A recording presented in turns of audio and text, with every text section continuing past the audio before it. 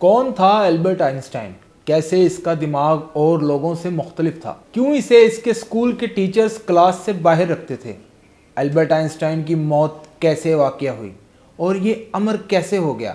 आज इन सब बातों से हम इस वीडियो में पर्दा उठाएंगे। एल्बर्ट आइंस्टाइन बचपन से ही बाकी बच्चों से मुख्तलिफ था। इसका दिमाग साइज में भी बड़ा था। शायद यही वजह थी कि इसका IQ लेवल आम आदमियों से कहीं ज़्यादा था। जहां आम आदमी का IQ लेवल 80 से 119 तक होता है, वहां एल्बर्ट आइंस्टाइन का IQ लेवल 200 से 260 तक था। आइंस्टाइन में एक ये खूबी थी कि वो हाजिर दिमाग होने के साथ साथ बहुत ही क्रिएटिव भी था, इसीलिए वो बाकी लोगों से मुख्तलिफ था। आइंस्टाइन का बचपन बहुत ही हैरानकुन था।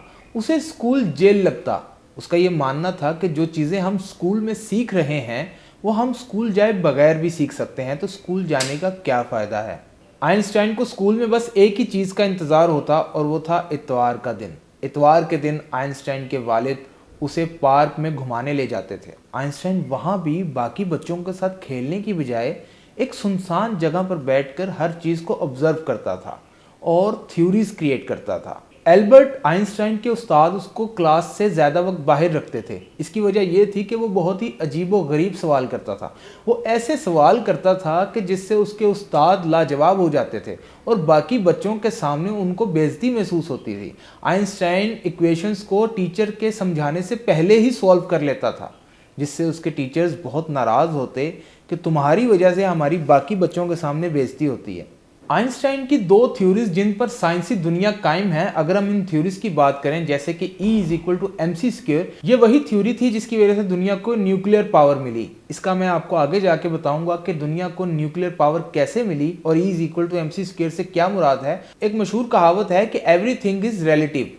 ये थ्योरी भी आइंस्टाइन की है। आइंस्टाइन से पहले साइंसदानों का यह मानना था कि टाइम एब्सोल्यूट है, यानी कि टाइम हर किसी के लिए सेम है, लेकिन आइंस्टाइन ने इस थ्योरी को गलत साबित किया। आइंस्टाइन का यह मानना था कि टाइम रिलेटिव है, यानी कि टाइम हर चीज के लिए सेम नहीं है। इसकी मिसाल ऐसे है कि अगर आप अर्थ पर खड़े होकर एक रॉकेट को देखेंगे जो स्पीड ऑफ लाइट के साथ मूव कर रहा है और उसके अंदर का जो ऑब्जेक्ट है वो आपको स्लो मोशन में नजर आएगा। इसीलिए टाइम सबके लिए सेम नहीं है। इसी तरह अगर आप ज़मीन पर खड़े हैं तो आपको ज़मीन साकत महसूस होगी, यानी कि स्टेशनरी महसूस होगी, लेकिन अगर आप स्पेस से ज़मीन को देखेंगे तो ज़मीन चक्कर काटती हुई नजर आएगी।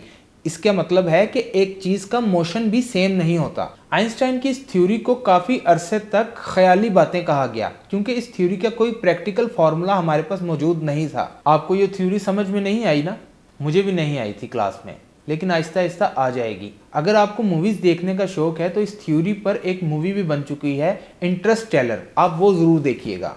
आइंस्टाइन वो वाहिद साइंसदान है जिसके दिमाग को अभी तक महफूज कर रखा है और उस पर कई किस्म की रिसर्च हो चुकी है। खैर, आइंस्टाइन ने जब अपनी ये थ्योरी पेश की तो मैं पहले बता चुका हूँ कि उसको काफ़ी अरसे तक ख्याली बातें कहा गया, क्योंकि हम स्पीड ऑफ लाइट के साथ मूव कर ही नहीं सकते। थ्योरी ऑफ रिलेटिविटी का एक इक्वेशन ये भी है कि E=mc², यानी कि अगर हम मैटर में थोड़ा बहुत भी चेंज लाते हैं तो वो बहुत ज़्यादा एनर्जी में तब्दील हो जाएगा। ये वही इक्वेशन है जिसकी वजह से दुनिया न्यूक्लियर पावर बन चुकी है। इसी थ्योरी की वजह से आइंस्टाइन को नोबेल प्राइज भी मिला था और उसने न्यूटन को गलत साबित किया था कि टाइम और एनर्जी कांस्टेंट नहीं है। अब बात करते हैं एल्बर्ट आइंस्टाइन की जिंदगी के कुछ अजीबोगरीब वाकयात पर।